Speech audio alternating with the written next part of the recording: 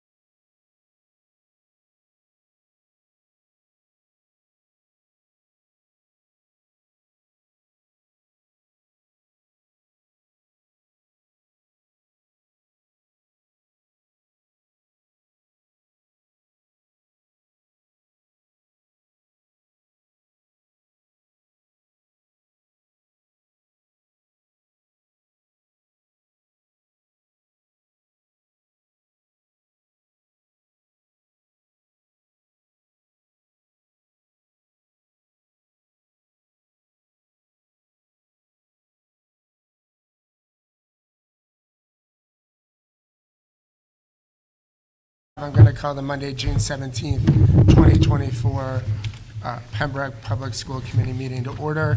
Just a reminder, these meetings are all recorded. So would you all stand for the pledge, please? I pledge allegiance to the flag of the United States of America and to the republic for which it stands, one nation, under God, indivisible, with liberty and justice for all. Thank you. There's usually a sign-up sheet for public comments circulating. Did anyone want to address the committee? Yeah, go ahead. Did you sign in? I did. Yeah, thank you. Hi, I'm Tara Gendro. I'm on Furnace Colony. I'm a Bryantville mom. And, speaking. So I've been semi-silent in the past about my son. He's 6, and his gym teacher, and the way that he's kind of been treated by that gym teacher. I've been one of the semi-silent parents. I've recently heard that we're getting rid of librarians in this in our district, and that will dramatically affect, not librarians, paras that are working in the library, sorry, to be more clear. And that will dramatically affect the STREAM program in all locations, if I'm correct. So my son, who had trouble in gym, took solace in STREAM. And we heard together that this was something that might be getting disbanded, essentially, because we won't have anybody to teach it. And he heard with me, and he said, "Mommy, can I come fight for this?" He's 6. He wanted to miss the balloon fight to come and fight for his education. I said, "No, buddy, it's Mommy's job to fight for you. So I'm here to fight for him." You know, how can we move forward as parents, as children, in a culture that's increasingly engineering-based if we're taking those pieces away? How can we move forward in a culture that needs more education in the library, that needs better access to books and computers? How do we do that if we're removing that from our system? Where do our children go? Who's going to teach them? And how do we prevent this from happening? I know you can't answer these questions today, and I know that you'll talk about this 150 more times before a decision's actually been made, but I really just need you to talk about our children. My child, who's an athlete and a funny kid, and he loves to work with his hands, and he loves his school, and he was so sad to think that the one place he loves in his school, Mr. Matt too, won't be available for him. He's not the only one. I'm just the one that could come today. So I'm sitting here pleading with you to continue the conversation, to keep the library open, keep our STREAM doors open, and help our children grow educationally so that they can continue to be better parts of our community as they get older. Thank you, Tara. Thank you.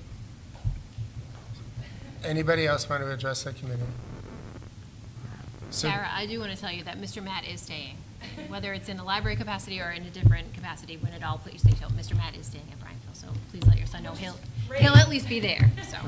But if he's not going to have access to Mr. Right. yeah, so I want to be really clear about a couple of things, though. So we are in final stages of contract negotiations for a couple of the bargaining units. The committee has not ratified the contract at this point in time, but all contracts, no matter what they are, right throughout the town, must be funded and paid for.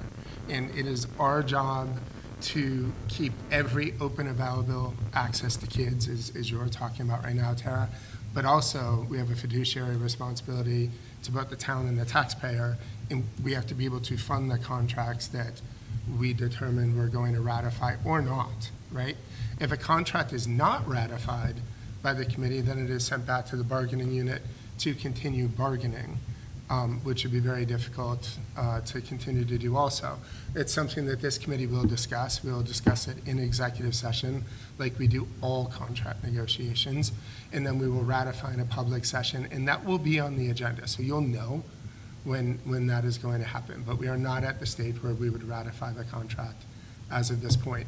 There are contractual obligations, however, that also have to be met should you be making changes to positions and what have you, or potential changes to positions, which the superintendent did have to act on in order to preserve all of our rights, regardless of what comes out. So I thank you for speaking, but that's there. Sure, but I'm not going to spend a lot of time talking about library because it is a contract that is currently under discussion and review.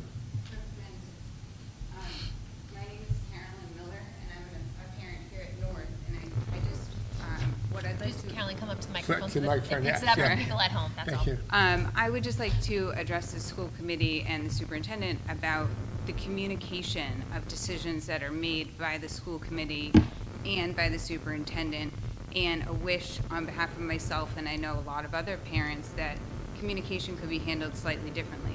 I understand that you have legal obligations. I understand that some conversations have to be private for certain reasons. Fully understand that. But at the end of the day, if you're going to remove an entire specialist from the elementary school, so that means that our children, instead of going to music, art, gym, and library, are now going to go to music, art, gym, music, art, gym. First of all, it sends a message to our children about what we here in Pembroke, what takes priority, and we can communicate that to the kids in a way that makes sense, and that's positive for our town. But if we don't communicate things properly and well, it comes across to our kids that gym, music, and art are more important than the library, which cannot possibly be true. All 4 of those are extremely important to their well-rounded development as children. And so also, I understand that there's budgets, but when you're making choices to, get the budget to work out, choices are being made, conversations are being made behind closed doors, and I think that for the parents, it would be helpful sometimes to understand why certain choices are made, to the extent that the school committee and the superintendent can share that information. It will be helpful for parents to feel more involved in their kids' education and to feel more empowered in the conversations that we have to have with our children about why was library eliminated as opposed to other things. What was the decision that was made? Kids have questions, parents have to answer them, and some more information or perhaps a little bit of clarity would be helpful to parents in going forward with those conversations with their children. So thank you, Caroline. Thank you. I just want to be really clear again with you. So no decision's been made at this point because we're not at that stage yet. Negotiations have been ongoing with the different bargaining units for the past 5 or 6 months. There was an at-the-table preliminary agreement that I know the bargaining unit has not ratified. The contract, the school committee hasn't even been presented the contract yet for review, which is we always do contract negotiations for obvious reasons in executive session. Once that happens, it will be a public meeting in which that will be discussed and our options will be discussed. What the superintendent did is took the action that was discussed at the time to fund the contract, right? So she notified the library paraprofessionals that their role was potentially going to be eliminated. There is no final decision. So communicating something out to parents, it's too early, it's too soon. My guess is a July or mid-August meeting is when that would come for a public discussion, simply because it's been a matter of a couple of weeks, right? We haven't been able to actually discuss what the preliminary contractual agreement has been with the bargaining units. And so is the same true of the decision to eliminate a 4th grade teacher, classroom teacher? No, that's different. So Okay. that was discussed during the budget, right? So as we talked about budgets and we talked about enrollment and we talked about where our enrollments were, those discussions happened here in the course of the entire budget discussions, the many budget conversations that have been had.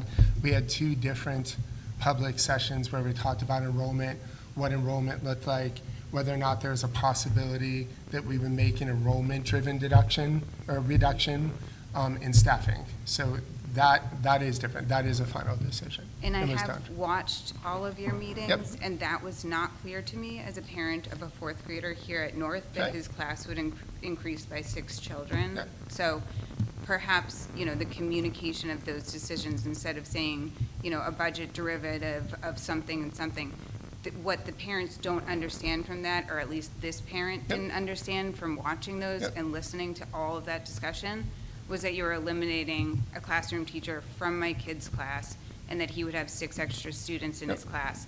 That wasn't, perhaps that's on me for not understanding what was said, but it wasn't clear, and I know from speaking with most of the other parents in my son's class that they also did not understand that.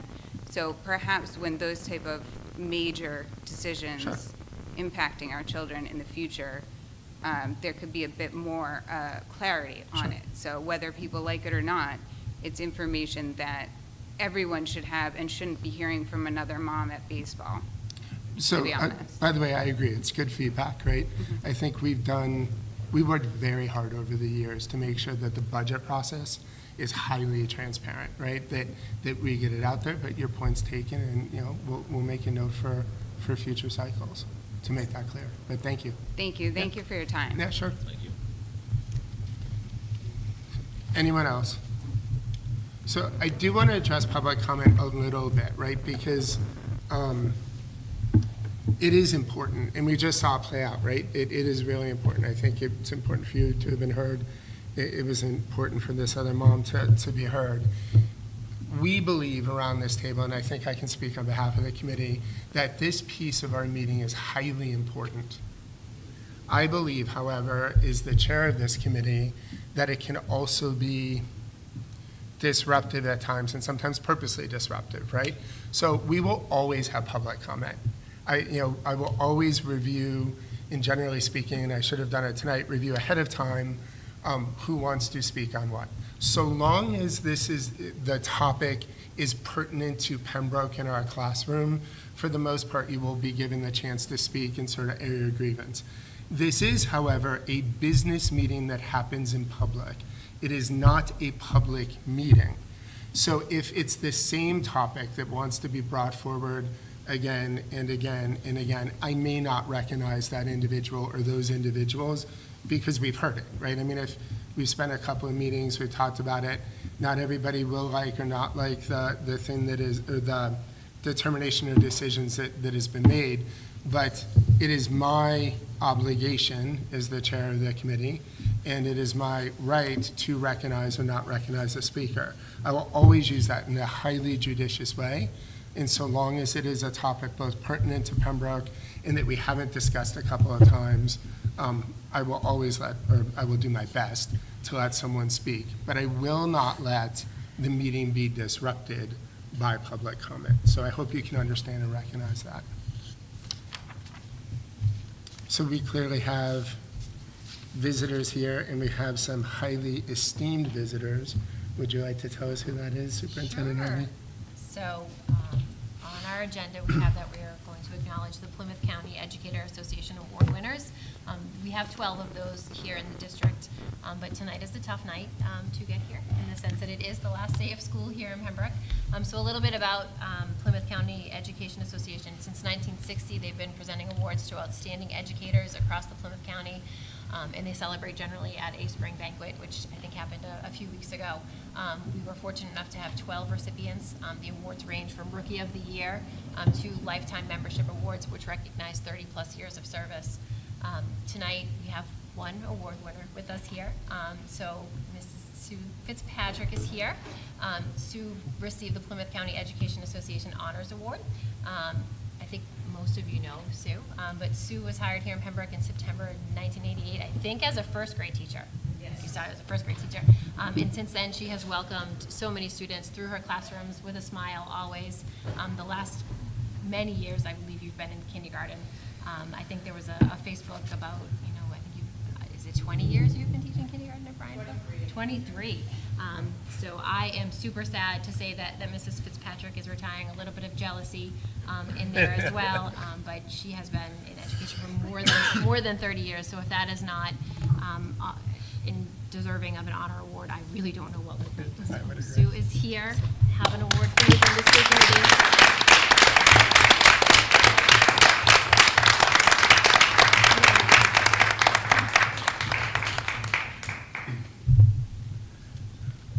Congratulations, Mrs. Fitzpatrick. So there are 11 other award winners that we've invited. They obviously couldn't make it tonight, but we will have them come through in the summer meetings if it works for their schedules. Great. Any adjustments? So under communications, I thought this is the best place to announce this. We've been really fortunate in Pembroke, and one of the things that I also hope that we're going to have the opportunity to do is to start celebrating wins and celebrating successes. And Pembroke has had a couple of very large ones recently. At the state track meet, our boys set a new track meet record. We had at least one girl, one female also set a track meet record. They will hopefully be here to be acknowledged in person in a July meeting. It's just the spring sports end so close to these meetings that it's really hard to get everybody here for kind of this last one. However, last Saturday, we had a massive accomplishment, and I'm going to turn it over to Vice Chair Glennon to tell us about that. So I think we've maybe seen it on Facebook and whatnot, but our girls tennis team won the state this weekend, and we have one of our student rep, Lauren, is one of the players, and she played on Saturday. Lauren, way to go. It was a very exciting match, some of the best tennis I've seen. I've been watching this team for the last 2 years, and we have just some incredible talent here in Pembroke, and it's been a wild ride and super exciting for them. So I'm really proud of all the hard work and time that the girls put in. So they deserve that win by a lot. So congratulations, Congratulations. Lauren. And we will also work to acknowledge them more formally in either a July or potentially the start of school meeting toward the end of August. But Lauren, well done. Their bills have been circulating. So we did circulate school committee meeting minutes of May 20th, 2024. Did anyone have any amendments to those minutes? So can I get a motion to accept the school committee meeting minutes of May 20th, 2024 as presented? So moved. Second. Motion made by Allison, seconded by David. Any discussion? All those in favor? Aye. Aye. Opposed? Abstained? It's unanimous, Natalie. So school committee, subcommittee, liaison reorganization. So we reorganized our committee in the last meeting, which basically means that, the nameplates changed and a couple of the chairs shifted. But we also do a lot of work outside of this meeting in subcommittees. So we have a couple of standing subcommittees, and most of them I don't think will change a whole lot. We do have Katrina, who has now joined us. So what I'd like to do is this, because I do not believe that it is the chair's prerogative to just solely appoint people. I think it's something that we all kind of have to agree to and feel really good about. The three big subcommittees that we have are the budget subcommittee, the contract negotiation subcommittee, and the policy subcommittee. And then we do have a fourth one, ed sub. And we had one for a long time, long-range planning, but we really haven't done a lot. I don't know that we formally disbanded it. No, we haven't disbanded it, and I do think you will need it over the course of the So my recommendation is this. I've given it a lot of thought. You guys have kind of told me what you'd like to do and what you would not like to do, maybe like where your passion is and not. So around teacher negotiations, my recommendation would be to have myself as the chair of the committee. It's pretty customary. And David is the second longer standing rep on the negotiations committee with Allison is our alternate. It's important to have an alternate because those things are going to continue and continue to move. On budget subcommittee, Sue and I served last year. On budget sub, I would propose continuing to move that forward and to do that and have either David or Allison. It's entirely up to the two of you who you'd like the alternate to be. I do want to stress that those are all public meetings, the budget meetings, and if you're on the committee and want to continue to learn but are not on the subcommittee, you should come. You will actually see and hear and what have you and continue to learn.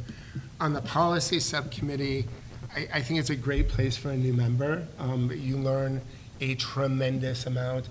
Allison has been very passionate, I think, on policy, so I'd recommend having Allison and Katrina on policy. And then what fits nicely is ed sub with that, so I thought if the two of you would also be willing to do ed sub and the education subcommittee. And then long-range planning, it candidly could be a mix, and I'm not exactly sure which of you, might have a passion for that. I was sort of thinking, Allison, it's a good kind of budget for it, right? If you wanted to think about doing that. And then, either David or Sue, if you had a want to do long-range planning, you could, or Katrina, you had wanted to do long-range planning, you good? Any thoughts on that? No, I mean, I'll do whatever.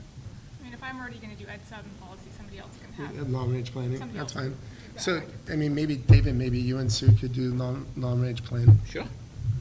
Do you want me on budget? Or- Yeah, no, an alternate on budget. Oh, no, okay. So, So who's on budget? me and you Oh, okay. would be on budget, and then David would be an alternate. Yeah. David and I would do negotiations with Allison as an alternate. Allison and Katrina would do policy and ed sub, because they do fit pretty nicely together. Do you want to give an alternate for those or no? Yeah, we definitely should. I mean, I can be an alternate for policy, and I don't know, Sue, do you want to be the alternate for ed sub? Yep, works. We're kind of trying to spread the work a little Yeah. bit, right? Because it is a lot of work outside of these meetings. So if you want to make it even, that would make Katrina their alternate for long-range planning. Perfect. Yeah, sounds good. So then we also have different liaisons, and I would strongly recommend those just stay the same to the point that they could. So we have the PTAD, which I believe you're already on, and that would be great if you could do that. We, what's the next one? Yeah, the DEI one I'm doing, they're gonna meet once in the fall. I will make it if I have enough time, enough forewarning, so I will keep DEI. What's the next? Legislative liaison. Which is David, and he's done a pretty good job there. What might be good, though, too, is, David and Allison, if you guys could work a little bit together on that, just to kind of spread the knowledge and spread the capability. Well, the delegation's gonna be changing Yeah, the whole drastically. delegation will be It's changing We're kind of drastically, blowing it up yeah. and starting over. Yep.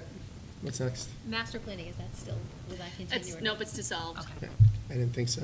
And then the last one is vocational. Yeah, and then, so vocational is something that, with the member that was on last year that's not here anymore was a liaison on, and I would recommend, maybe Sue, you take that Sure. one. Yeah. And then CPAC. And then, yep. And then CPAC also is an area that we could have a liaison to. And Katrina, I was hoping you would do that. I mean, you would be so good at it with your background, right? So if you would reach out to CPAC and let them know we'd like to send somebody. Sure. Any issues with that? I think think it it's great. fairly Yeah. divides up the work. I think it gives everybody on the committee a reasonable representation on some of the larger committees, and really spreads out the work, so. It's good. Can we go back for a second? We can. So I'm going to go back to the Plymouth County Educator Association Awards because I saw Mr. Haas walk in. So we do have another staff member here tonight that received the honor award. Mr. Haas, if you want to stand up. Mr. Haas came to us here in Pembroke in 2006. Since then, he's been instilling the love of music and band instruments with our 3 elementary schools. If you've ever been to an elementary concert, you know exactly how much our students and families love Mr. Haas. We are so fortunate that he chose to bring his passion to our community. So I want you to just join me in recognizing Mr. Haas and his award.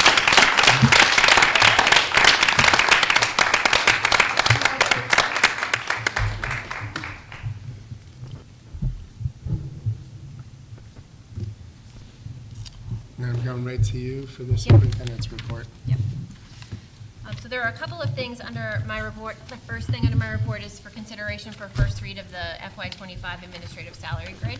So in your packet, you have a copy of the grid that we're proposing, we meaning I gave you some historical information there. It's just a first read for you guys to kind of get your eyes on, but you'll see that there's the different categories of employees: high school principal, middle school principal, elementary principal, high school assistant principal and our athletic director, curriculum supervisors, K-8 assistant principal, and our information technology director. Those are all slightly different pay scales there. What you see as an FY25 increase there is a 2.5% increase. Usually this is the minute where you all ask me what are the increases in the other collective bargaining agreements. So obviously, as Patrick alluded to in the beginning, units C, D, and E are still under negotiation for next year. But units A and B have a 2% raise on their grid.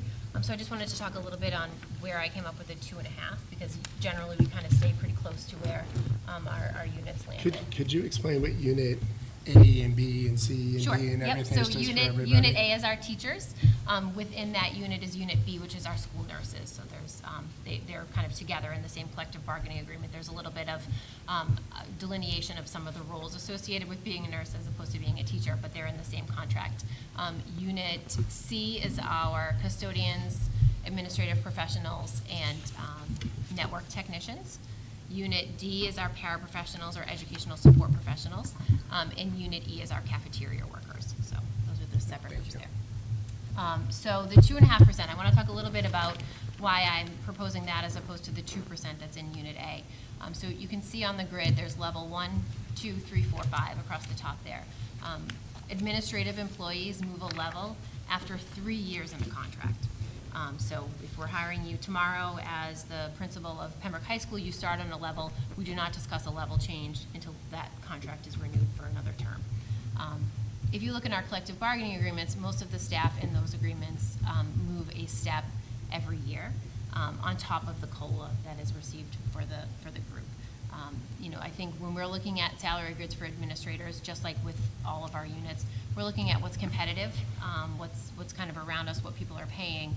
I think we are in a great place with a lot of our job categories. We are going to start to fall slightly behind the market in the upcoming years. So I think the 2.5% does recognize the fact that these people are only getting that. There is no step movement year over year.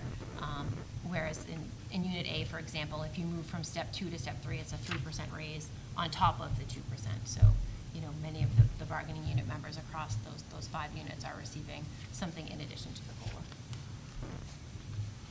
So, Erin, if we take this for a first Yep. read, and then we were to bring it back for discussion at our next meeting, we will go beyond July 1st, highly likely, for our next meeting.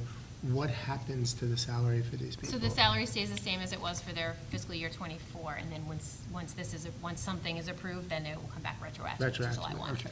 Yep. The other thing I wanted to mention that is added to this grid that hasn't been here before is the longevity section.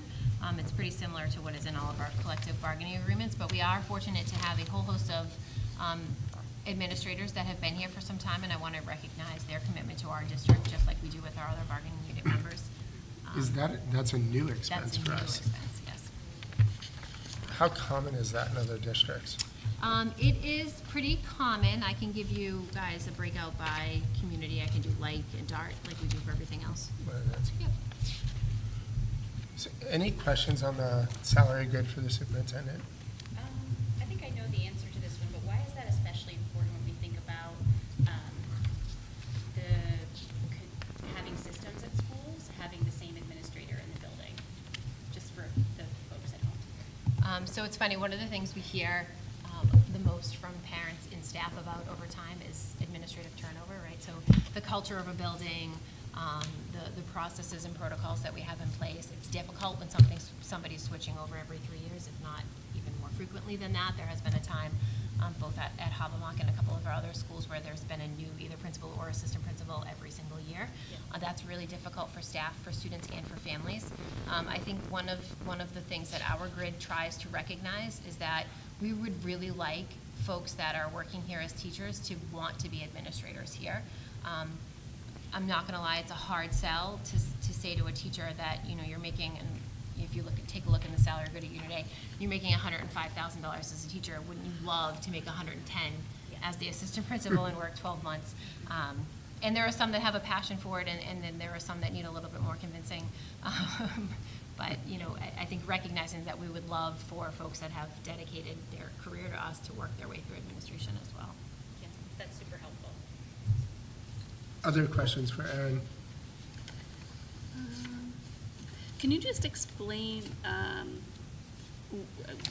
for my benefit, really, you talked about the difference in the levels and how it's different from the teachers? So the steps. I'm going to use the teachers Unit A, for example. There's 11 steps to that teacher's grid. So when you start here on step 1, the following year you move to step 2, then to 3, to 4, to 5, to 6, all the way down through 11.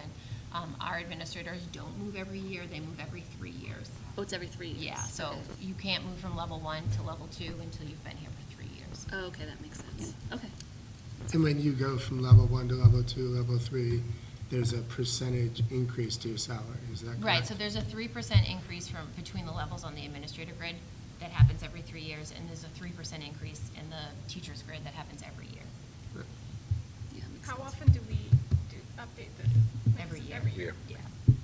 So there was a time where, it might have been one of Frank's last years, where you guys tried to do a couple years at a time, and what happens We is did. you quickly fall behind the market, right? If we're not watching it all of the time, you all fell behind the market a little bit. So we did a reshift in about FY '19 or so, and we've been kind of coming at it every year since then. And the next time you'll bring up something that shows what the like other towns with their, Yeah, I'm not asking you to make a market adjustment on this grid, but I can show you what the average salaries are across the state. Yep. Other questions? No. So hearing none, can I get a motion to accept the administrator salary grid as a first read? so moved. So motion, no, let's get motion by Sue, seconded by Katrina. Is there any further discussion? All those in favor? Aye. Opposed? Abstained? It's unanimous, Natalie. The next thing in your packet is consideration for approval of technology surplus. What you have printed here is just one of the tabs on the spreadsheet that I sent you. Each school had a separate tab, but this is pretty much a sampling of what was kind of out there. There equipment, some of those large TVs that were left in the classrooms, some really old monitors or keyboards. I think when Branton Hall was here last, one of you all asked, like, do we use stuff for parts? And I think he gave you a pretty convincing answer that we pretty much strip things to the point where it's not usable by anybody anymore. So all of that has happened, and there's this list of stuff that is still surplus, and we are fortunate enough to have a recycling company that will come and pick it up. Electronics recycling is a little bit different than some of the other stuff that you guys use as surplus. So surplus property are things that we don't use, we can't use, they're broken, Right. et cetera. Before we ask for it to be surplus, we reach out to the Council on Aging or to anybody else. They clearly don't need any new stuff from us after we go to their new building, but we just see if there's anybody in the town that could have a use for it as well. So any questions on the surplus property? There's no tax write-off or anything, nothing, right? It's just straight Or loss. non-taxable entities? So, yeah. Always trying. Yep, I 100%. appreciate that. Wait, do we get a fee for the recycling or the scrap? Or do we get paid? Not for the electronics recycling. When we've scrapped desks and stuff, Yeah, we've gotten some that's metal something, feedback, yeah. yeah. Any other questions? So can I get a motion to accept the surplus property disposal as presented? So moved. Second. Motion by Allison, seconded by Sue. Is there any further discussion? All those in favor? Aye. Opposed? Abstained? It's unanimous again, Natalie. The last thing under my report is consideration for approval. It's a project with the Hobbamock entrance. So anytime we are going to make a physical alteration to the property, it does require school committee approval. I know a couple of you are parents of Hobbamock students or previous Hobbamock students here on the committee, and you are very familiar with that lovely trellis-like entryway at Hobbamock, but it is rotted, and some of the beams have already started to come down. So what Mr. Murphy has put together here is a request to remove the remainder of those beams that go across the top. Obviously, we're not proposing a new project to take its place just yet, but we would just like your approval to take them down right now. It is a safety concern. So any questions for the superintendent on this? Is that something we do with our own people, or do we have to hire this Dr. out? Custodial staff. Oh, okay. Good question. Okay, so hearing none, can I get a motion to accept the removal of the trellis from Hubbamock Elementary School? Second. Motion by Katrina, seconded by Allison. Any further discussion? All those in favor? Aye. Opposed? Abstained? It's unanimous again, Natalie. You guys are making it easy for Natalie today. So the next thing is some subcommittee updates. Since we last met on May 20th, the only subcommittee that has come together other than negotiations is policy sub. So in your packet is the closing out of some unfinished business that we had earlier in March and April. So you all did approve Section I for a second read and approval with the condition that policy sub would take a look at policy IMB and policy IJ-R again, which the subcommittee did meet and do. So what you have in your packet is the corrected red line versions of what the outcome of that policy sub was. for those of you that don't remember what it looked like when it was a first read, in IMB controversial issues and speakers, we had included the wording in regards to how to report a complaint. Once we met together as a committee, we decided that would go in policy section K would be a better place for that to go. So that was removed from IMB. The only edit to IMB is the one that was originally proposed by policy sub back in August of last year.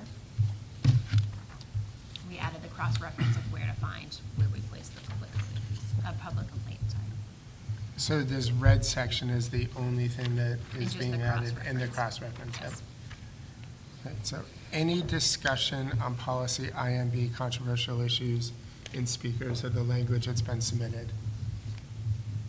So one thing I was wondering you could add is just around how to research and cite multiple sources and construct an argument grounded in facts and data as an addition, potentially. Would we add that to the policy, though? Or is that more It instructional? may be more instructional, so we may not need to add So it. it might be, and the only reason I ask is getting super specific on the policy, it's almost like you're telling Them, a teacher right. or an instructor how to go about doing this, as opposed to saying, you need to be able to do this. Yeah, that makes sense. And this section came right from 4.40, I think. We were just copying it. Yeah, Yes. this came from an existing policy that. No, I thought the similar. language was good. Yeah. I thought the language was It- really it- good. It was, yeah, it's taken exactly from, I think it was 4.4. So Katrina, do you want to send it back, or are you okay? I'm okay. All right. I'm just ready. So you said multiple sources in crafting an argument, right? Yeah. It's not necessarily hugely important, but I think it was just an addition I agree. to thinking about how we do that, when we follow a reasonable argument. Agreed. Yeah. But for now, we're good with this policy as it sits? Yes. So can I get a motion to accept for second read and approval policy IMB controversial issues and speakers as presented? So, second. So motion by Katrina, seconded by Allison. Any further discussion? All those in favor? Aye. Opposed? Abstained? It's unanimous. And I think that's a victory for this committee, actually. I think we got to a really good place with that. So good job, Sue. Good job, Allison, for bringing that together. In your packet, you also have IJ-R. The only edit is recoding it to IJLA-R. So we had originally, there had been another edit that you all kicked back to policy sub. They worked through that at policy sub, and that edit is not moving forward, so the only change to this policy is a recoding. So any questions or comments for policy IJ-R? IJLA. Okay, IJLA. Anything on the library stuff? I just had a question about, it was maybe in the 6th paragraph down. It says, when a problem concerning instructional resources in a school arises, the disposition of the problem will be made in a reasonable period of time using district-adopted procedures. I'm just wondering what the reasonable amount of time is, or if we could cite the procedures that go along with that. Sure, I can cross-reference the procedures. Okay, yeah. Great.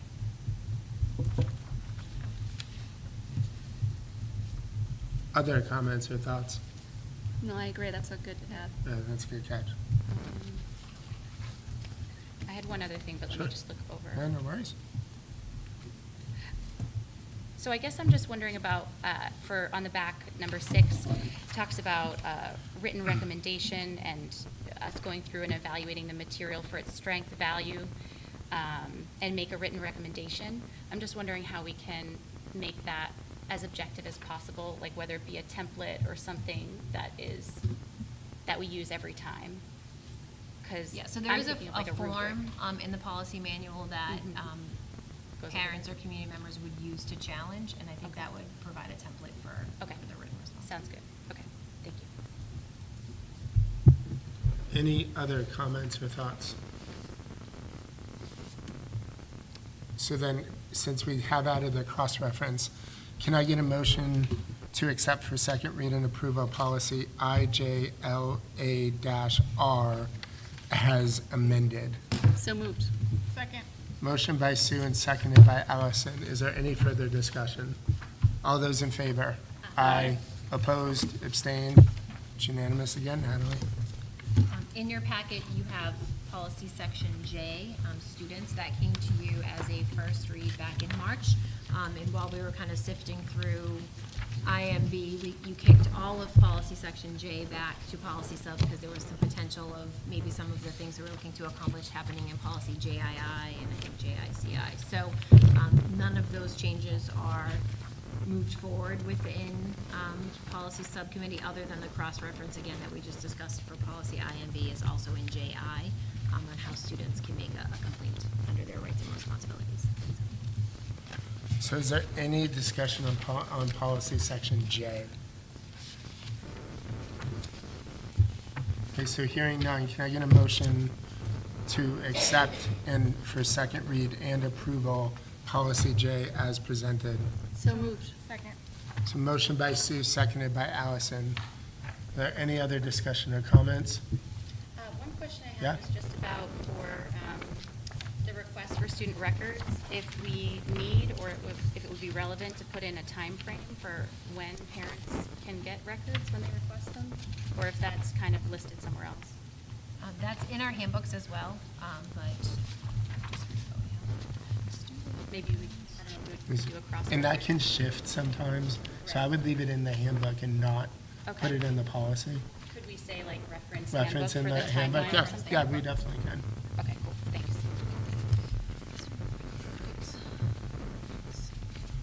So Sue and Allison, are you okay if I just change to as amended? Yes. Yeah. That's JRA. Yep. Oh, I did have another one for JIH. And this is why you're on policy. Okay. It's great, it's great, Sorry. go ahead. So I was looking at number 1, interrogation by the police. It says principal or their designee will be present when possible, and I think we should have a staff member there all of the time if the parent isn't there. Just in my advocacy work, I think like when we have kids alone in a hospital or with the police, that's just not a great Would the look. principal count, but the principal would be there, right? It says when possible. Oh, thank you. So I don't love that No, word. thank you. That's a good catch. You can just put will be present. Yeah, I think if we just say like always, it's better for our kids. No, I actually think Yeah. it's a very just good. take That's out really And good. that is our practice. Yeah, and I think it's just like the genericness of the, No, not I- genericness, but. Yeah, this would have come from them, Exactly. Yeah. And not all schools do that, but I think it's important because Pembroke cares about our kids. Just to clarify, we don't have a ton of interrogations by police. In the off chance we start, but certainly make sure that there's always a principal or designee present. And that might be just some of my advocacy clients, so. No, but it's a good call out. I think it's fantastic. So those two Right. edits. Yep. Any other edit? Okay, so the motion on the table is to accept for second read and approval policy section J as amended. All those in favor? Aye. Opposed? Abstained? It's unanimous again, Natalie. The last thing under the subcommittee update is policy section K for a first read. So this is, you guys will get another shot at K if something comes to your mind after the fact. This does include the new policy section KE that we talked about as part of the conversation in IMB. This is how to file a complaint, whether you're a student or a parent or a community member. And it's also cross-referenced in those policies that we just discussed, so. And we have something in the handbook too, correct? Yes, the Yes. student handbook. Yep. And I should have asked this before, Katrina. Do you understand when we're talking first read, second read, what we're doing? It just yes. hit me that I never asked You you. can explain it, but my understanding is that it's the first time we're seeing it, the second time we're Right. seeing it, and Yeah. then. So the idea, and we started this 15 years ago, maybe even a little longer. I'm a little frightened that I'm dating myself. But the whole idea was we didn't want to make any knee-jerk decisions around things like this, right? So anything that requires sort of a read or research or what have you will be brought to the whole committee for a first read. At which point then it can survive, I think, up to 2 additional meetings. It can come back up to 2 additional meetings in the future for a second read. And it could stop at a second read, but a lot of times we'll do second read and approval. If we get to second read, and let's say one of these things like, I'm not really comfortable, we might pull that and just do a second read, and then we would do a final read and approval. So the whole idea is to make sure everyone around the table knows what's being discussed and everyone has the opportunity to do the research and to kind of really understand the issue at hand. Perfect, thank you. Yep. So future meeting dates and topics. So I would like to have the, I'm sorry, I don't think we did. Thank you. No, I stopped to make sure that Katrina understood. So can I get a motion to it? Oh, yeah, go ahead. So I was wondering around, Thank you. if it's repeat of harassment, how that relates to bullying or not. So just tell me what policy you're looking at. I'm on policy number JBA, student harassment. J or K? Actually, JICK, that one. So you guys already closed So, J. yeah. Okay. But that's okay. Go ahead, ask the question, because I want to make sure. Yeah, I was just wondering if about, it's- do we need to reference, and it may already be referenced here, around repeat harassment and how that relates to bullying or not? JICK. It's not listed on the front, but maybe it's included. Sorry, I have 75,000 questions.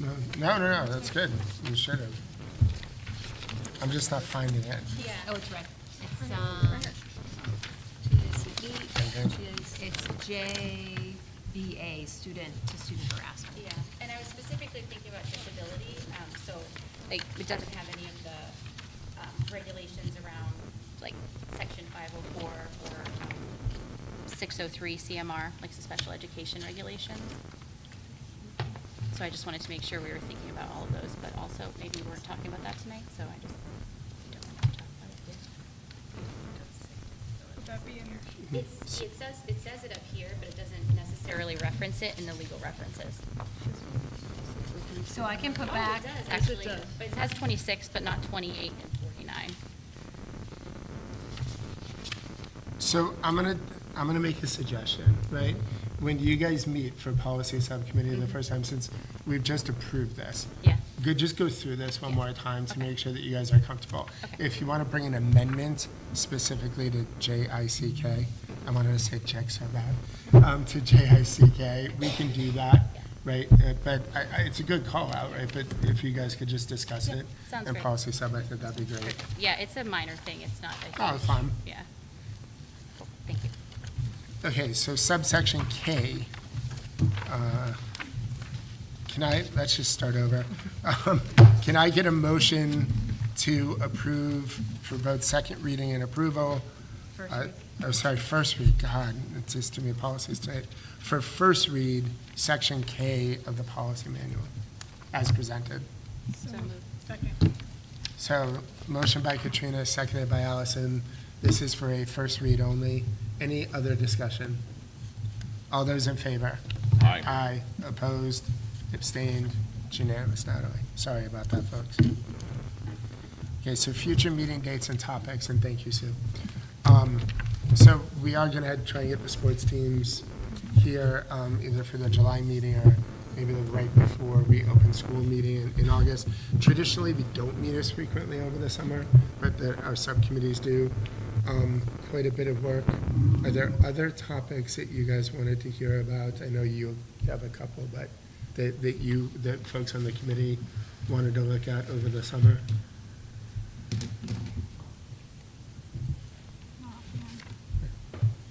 Topics that you have? So your July meeting will focus mostly on the FY24 fiscal year closure. Yep. We have some literacy information to share after our first year with UFly that we want to update like that. Maybe an update on summer work? Unless there's not a lot of summer work? There's not a lot of summer work, but we can give you an update on what is happening. Sure. Okay. I'd like maybe for us to just understand or have a session where, I know it's not necessarily the purview of the school committee entirely, but special education, the new IEP is coming out this year, so I wonder. Oh, Jess if is we- going to give you an amazing presentation. So on if we that. could do something around the new IEP, I think that would be Yeah. helpful. Yeah, we'll put it on the list of topics. Other topics that you guys may want to hear about? Hopefully, when we meet in July or August, we can at least update you on the fact that the Commonwealth has passed the budget. So currently, as we stand today, June 17th, we do not have a passed budget. It's not unusual. Hoping we don't get to September, but we'll see what happens. Anything else? You just have to pick a date for Yeah, our July what meeting. date? Yep, that's next. And just thinking for the sports teams, if there's a lot of seniors, August might be hard, 'cause it might. Yeah, Yeah, I agree. I did reach out to Jess, Coach Walls today, just about what would work best, so she's gonna reach out to the team and get back to me. So could we do either, so the 1st and 3rd is rough because it's the July 4th week. What about July 16th? I could do that. Everybody do that? The 16th. We'll shoot, Yeah. given it's summer, we'll shoot for 6 o'clock. Okay. So July 16th, 6 o'clock, and we'll have a couple of things. Yeah, I'm hopeful that you'll have contracts for ratification. That's what that's the big thing that would be on that, so make note the 2 people that spoke. July 16th, we may have contracts in public session for discussion at that point in time. Do you want to look at an August date just to have that Yeah, we can do that. before school starts again? So we could do the 27th. That's the day before school starts. Yep. So you want to do the 20th? Yep. So Okay. August 20th? So August 20th? Okay. At 6. And then what I would ask you guys to do, that kind of fits, right? So then in September, we would start with the 1st and 3rd Tuesday. So it'd be Tuesday the 3rd, Tuesday the 17th, and we'll just keep on the 1st and 3rd Tuesday rotation. So if you could just do your best, it sounds, I can't believe I'm saying this because it's June, but go out between now and the end of the calendar year and just block it. Yeah, the 1st and 3rd. The reality is, contract negotiations will start, budget will start early. There's a lot of sort of that initial work that'll happen, so when fall hits, we really just begin to go quickly, so if we can block it, that would be great. What time do you think for the fall? Let's say 6:30 for right now. If that changes over the summer, we can talk through it. And I only say that because I'm coming from Dedham and getting here. Summer's at 6, though. Summer at 6, yeah, summer's at 6. So I'd like to do it around the pool if you guys want to come. We can do it around the pool, but I don't know if that'll be official enough. Oh, man, I got the look. Mom just shot me You the want look. PAC TV filming at your pool. Well, I don't care. My wife does not want them. Sorry, wherever you are. Anyway. All right, so we do have an executive session tonight. So an executive session is done by roll call vote. So I will need a motion to enter executive session pursuant to Chapter 30A, Section 21A4, and Section 21A3 to discuss a personal services contract and strategy related to collective bargaining as an open meeting may have a detrimental effect on the legal position of the school committee as declared by the chair. So moved. So motion by Sue, seconded by David, by roll call vote. Sue? Yes. David? Yes. Allison? Yes. Katrina? Yes. And I'm a yes. So we are now in executive session. Thank you.